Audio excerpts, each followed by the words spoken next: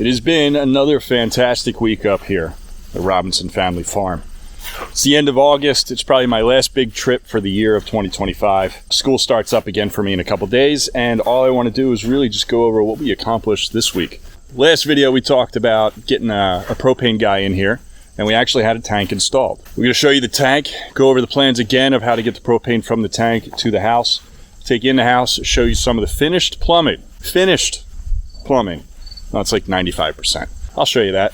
And yeah, we'll talk about what we're going to be doing for electric next. Here's our tank. This is the tank size that we ended up with. It's a 500.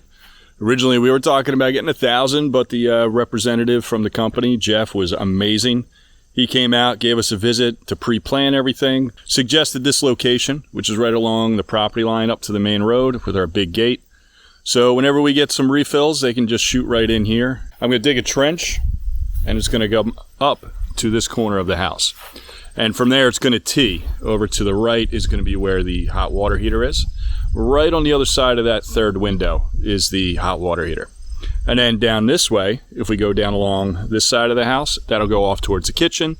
And also allow us to expand to having outdoor items like grills and stuff like that. So that's a propane update. Let's talk about water. The well, I actually took the cap off again today. And I was able to go to a hardware store, get some galvanized pipe and some fittings. The fittings just thread right into the pitless adapter. And one of these days I'll show that to you. But the reason why I explored that idea is so I can actually drain the lines that's underneath the house when it comes to getting this place winterized. Let's take a look inside the house. I could show you our finished utility area.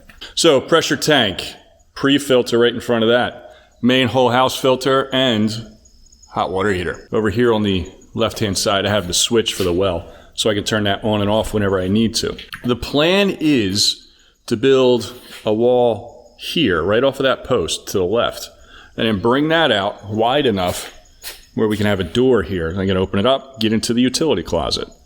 The other wall will go right around here based on a sink that we picked out for this area. We have plumbing ran in that location specifically for a utility sink. We've had this idea since the beginning, basically.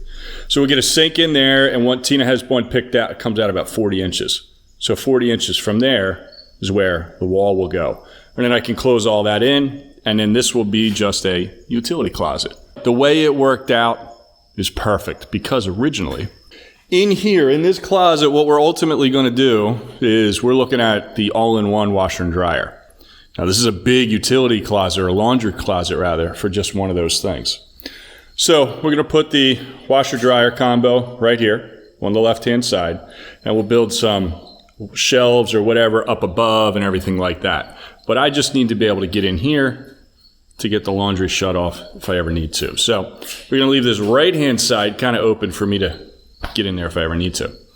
Up above, what we're going to do here, this was originally the spot where we were going to put the pressure tank and the filter and everything else I just showed you, but those items took up more room than we anticipated.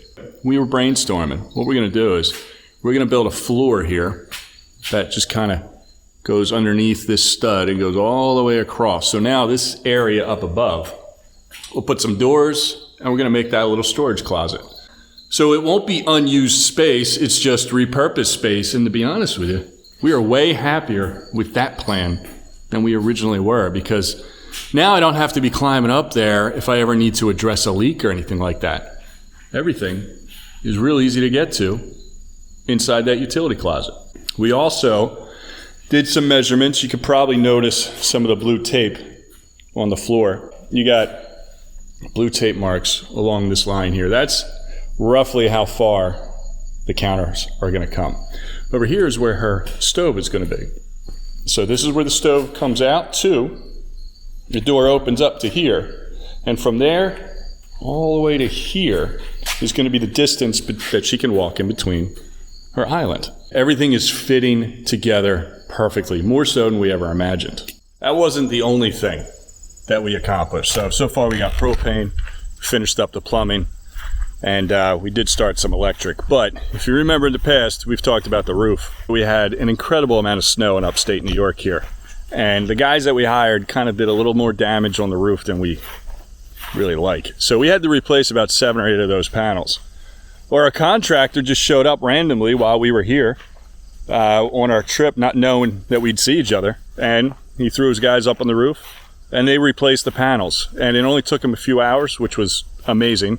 We really appreciate that. So we got a new roof too. Last but not least, another big accomplishment this week was having a representative from a spray foam company come out and take a look around, and we're waiting for an email with a quote. And on top of that, we have that powerhouse that we've talked about. You can see it in the background here right over my shoulder. So the powerhouse is where we're going to keep all the batteries and e-inverters and delicate, essential things that we need to have electricity here. So we're going to get that spray foam too, and we're looking at getting a quote all together. And we're going to start saving up for that. After it's insulated, like, I could stay in there. It's really, it's almost a finished house. It has a floor, 4 walls, a roof, it's insulated, it's got electric, it's got plumbing. We're so close to moving in at that point.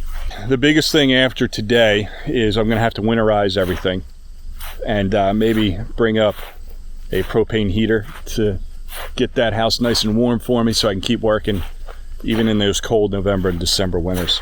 Just another little update. Robinson Family Farm and Future Homestead. End of August 2025. 2025 has been a whirlwind. I can't remember half the stuff that we've done because it's so hard to remember. Every person we've talked to and every person we learned from and everybody who's came to visit the property to help us get it together. It's been a very long journey. Share the video, subscribe, hit the like button, do all those things. And, thanks for hanging around and checking out a little channel. We'll see you next time. Thanks for watching.